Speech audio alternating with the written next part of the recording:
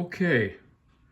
Uh, what I'm going to show whoever's interested in AI recorded and generated music is what I think, and I've been making a lot of AI songs in the last week or so with some new platforms, which are absolutely amazing.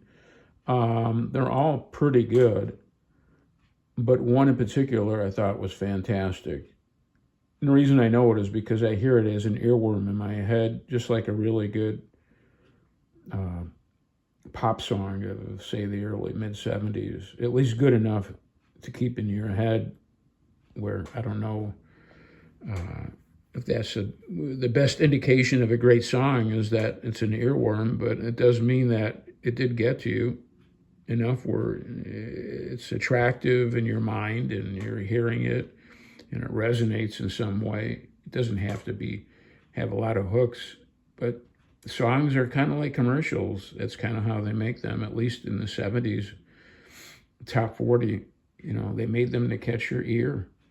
And they kind of manipulated some of the octaves and recording techniques. And then you have the a cappella chorus with no instrumentation and the fake endings. So little games that they would play in the studio.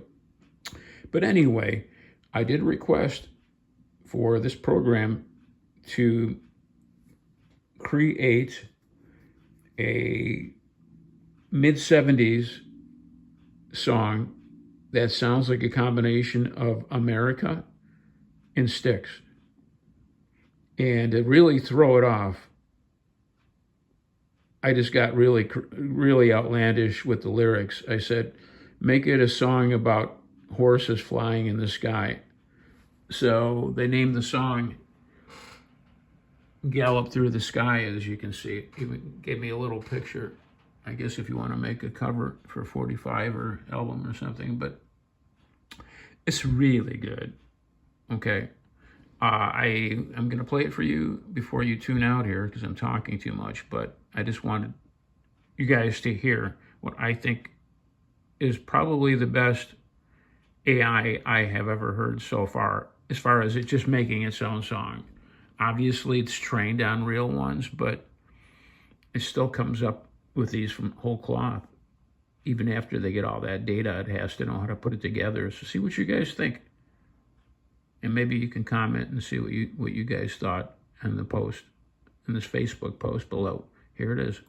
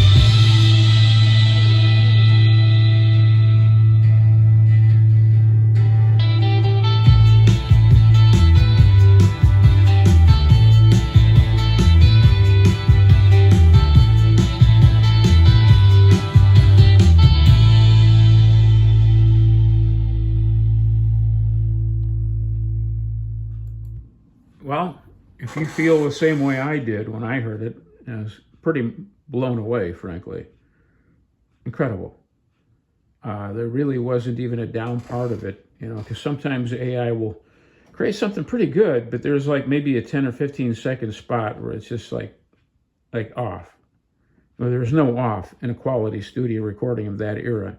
The producers pulled every trick in the book, from a cappella choruses to fake endings and mini solos, backing tracks, backing vocals, changing octaves up, usually higher, to re-emphasize the chorus. So they kind of did all that stuff. Even has sort of a fake ending at the end, So fantastic. But as I said in my other post, it's going to get better. This is already doing this shit right now, as of Thanksgiving 2025. Thanksgiving 2026, as I again said in the other post, you could probably ask it to play something like a new version of Tommy, but with a clairvoyant ESP kid that can foresee the future and save the country, and maybe becomes president or something, and have the same fanfare as See Me, Feel Me, but in a different way, completely different. Just say, give us a fanfare with a hodgepodge of all the riffs, and spread different riffs around in different types of genres of music, slow, fast, beautiful, like 5/15, stuff like that that's in Tommy, and just mix it up, but differently. And frankly, the Beatles did the same thing in their minds. Paul would write the chorus to the Day in the Life, gotta get out of bed, and then totally incongruous with Heard the News Today, oh boy. How different is that if AI just breaks that apart too, in that kind of style? It puts a harpsichord piano break in my life, like George Martin did, but in different ways. Of course, these are not humans creating it. It's never going to get the bona fides of a human creating these, but how about just having the fun of hearing a parallel universe of all different Beatles songs, or different Sly Stone songs, or anything, Jimi Hendrix. Hey, give me a Jimi Hendrix, but let's hear a solo that we've never heard before, and give us a lyric, not When Cries Mary, but something about, I don't know, a babbling brook, and overwhelming with its silence, yet strong feeling for the same, just anything. And or add a Live for Today chorus, but change the words, it's just having fun. When it can play something that sounds exactly like that era that you're effing around with. I know there's copyright issues, but there's been copyright issues since George Harrison was sued for My Sweet Lord by not the group that owned Phil Spector's girl group, saying he's so fine. I don't think that they ever owned the masters. The lawyers in that era were the ones that picked that apart.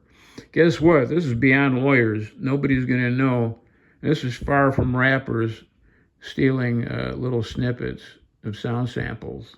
No one's going to know shit as far as what came from what, because things are going to change so fast, and they're changing so fast outside of watermarks, which probably are not going to be in every song any more than fake news, so to speak, quote unquote, is captioned on Facebook or whatever. And nobody knows what that is either, or ever probably will. The cat is out of the bag with music and news and movies. Now they have movies that look real too. OpenAI has a lot of that.